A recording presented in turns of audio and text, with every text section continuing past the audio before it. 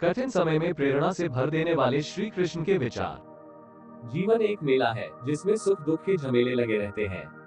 हर व्यक्ति के जीवन में एक ऐसा कठिन समय भी आता जब व्यक्ति निराश हो जाता है। ऐसे समय पर यदि धैर्य से काम लिया जाए और खुद को प्रेरित करके रखा जाए तो सफलता भी आपकी दहलीज पर दस्तक देती है।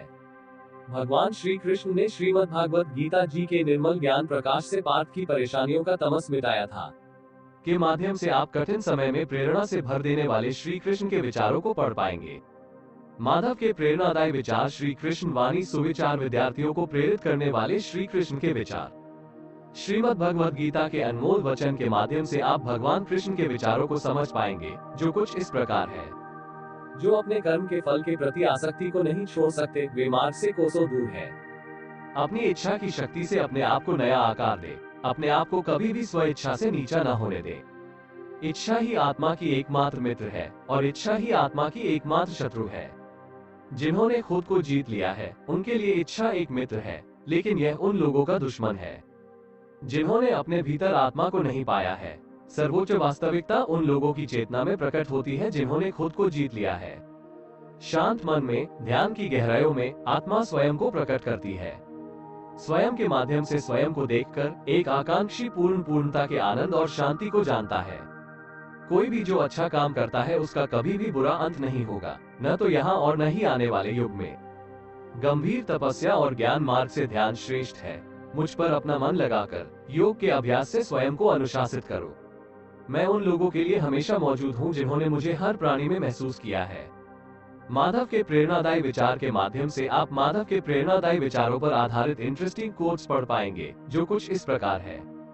व्यक्ति जो चाहे बन सकता है यदि वो विश्वास के साथ इच्छित वस्तु पर लगातार चिंतन करे।